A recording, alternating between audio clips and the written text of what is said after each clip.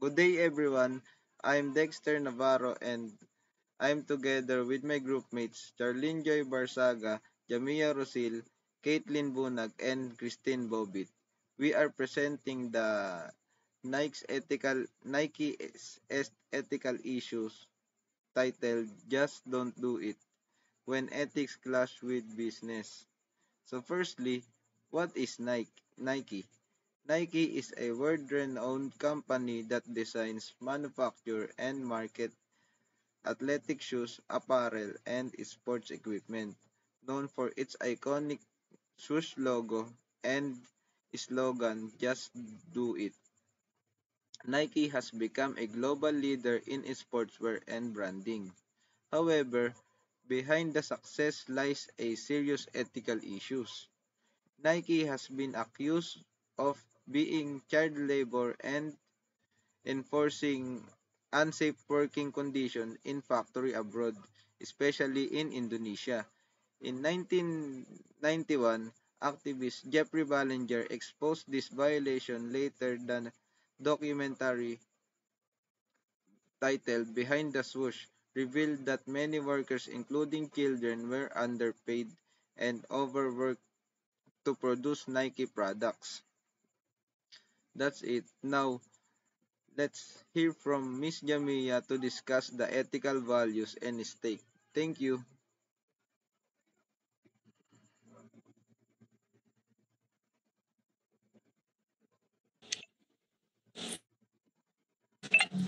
Thank you, Dexter. Nike case involves key ethical concern, human rights, dignity and safety, and fair labor practices, allowing child labor and poor values. Global outrage grew after media exposure, pushing Nike to be more accountable and ethical regardless of where their factories are.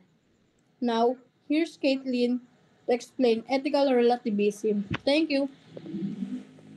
Thanks, Jamia. Ethical relativism means what acceptable in one country might be unethical elsewhere. Nike operates in places like Indonesia, where laws are more relaxed. But even if local laws allow certain practices, they may still be morally wrong based on universal standards, especially regarding child labor.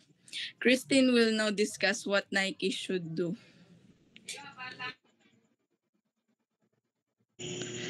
Thanks, Caitlin.